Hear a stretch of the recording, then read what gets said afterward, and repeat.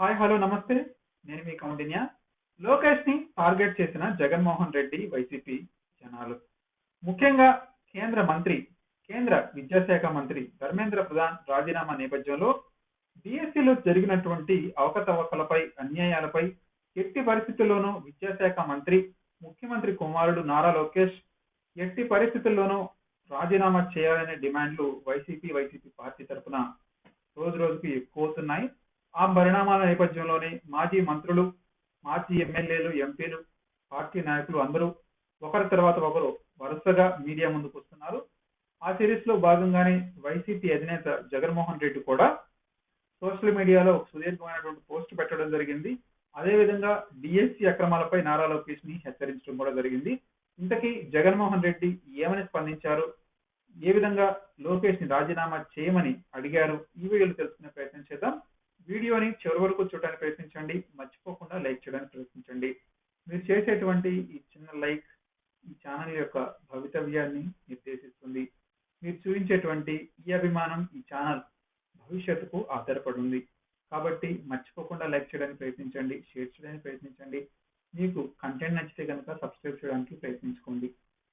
ఇక విషయానికి వస్తే, వైసీపీ అధినేత జగన్మోహన్ రెడ్డి టార్గెట్ అంతా ఇప్పుడు నారా లోకేష్ మీదే ఉంది. ఆయన నోటి వెంట వచ్చే ప్రతి పేరు ఆ విధంగానే సూచిస్తుంది. ఇతర నేతల పేరు ఆయన పెద్దగా చెప్పరు.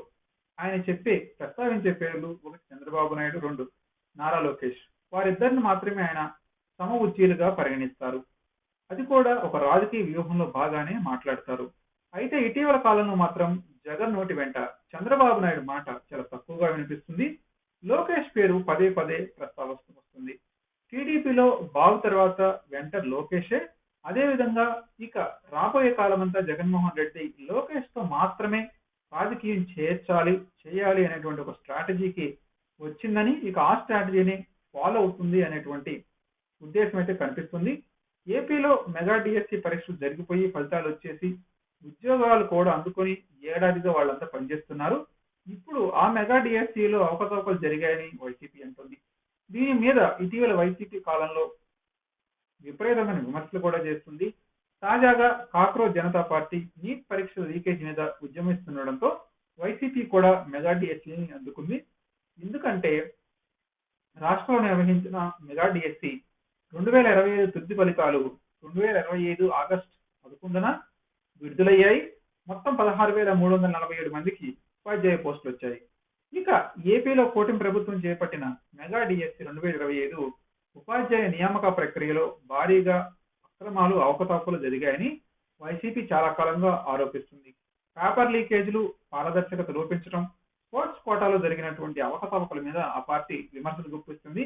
ఈ అంశంపై పార్లమెంట్ ఉభయ సభల్లో వాయిదా తీర్మానాలు ప్రవేశపెట్టి సిబిఐ విచారణ జరపాలని కూడా వైసీపీ ఆల్రెడీ డిమాండ్ చేసింది. ఇక లోక్సభలో వైసీపీ ఎంపీ మద్దాల గురుమూర్తి, రాజ్యసభలో వైవి సుబ్బారెడ్డి మెగా డిఎస్సి అక్రమాలపై వాయిదా తీర్మానాలు ఇవ్వడం జరిగింది. ఈ నేపథ్యంలోనే విద్యాశాఖ మంత్రిగా ఉన్న నారా లోకేష్ రాజీనామాకు సైతం వైసీపీ డిమాండ్ చేస్తుంది. ఈ విషయంలో నారా లోకేష్ నైతిక బాధ్యత వహించి వెంటనే తన పదవికి రాజీనామా చేయాలని వైసీపీ నేతలు డిమాండ్ చేస్తున్నారు. మెరిట్ జాబితా లిస్టులు, రోస్టర్ విధానం సరిగా అమలు చేయలేదు. దీనిపై కాల పరిమితితో కూడిన ఇండిపెండెంట్ లేదా సిబిఐ విచారణ కూడా వైసీపీ పార్టీ కోరుకుంటుంది. మరొక వైపు చూస్తే కూటమి ప్రభుత్వం అత్యంత పారదర్శకంగా మెగా డిఎస్సి నిర్వహించామని, 16,000 ఉపాధ్యాయ పోస్టులను భర్తీ చేశామని కూడా చెప్పుకుంటుంది. ఈ అంశం మీద వైసీపీ దాఖలు చేసిన పిటిషన్లను ఆంధ్రప్రదేశ్ హైకోర్టు కొట్టివేసిందని కూడా గుర్తు చేస్తుంది. నిరుద్యోగులను రాజకీయ లబ్ధి కోసం మాత్రమే వైసీపీ పార్టీ రెచ్చగొడుతుందని టీడీపీ ఆరోపిస్తుంది. ఇంతకాలం వైసీపీ నేతల వరకే ఈ ఇష్యూ ఉంది.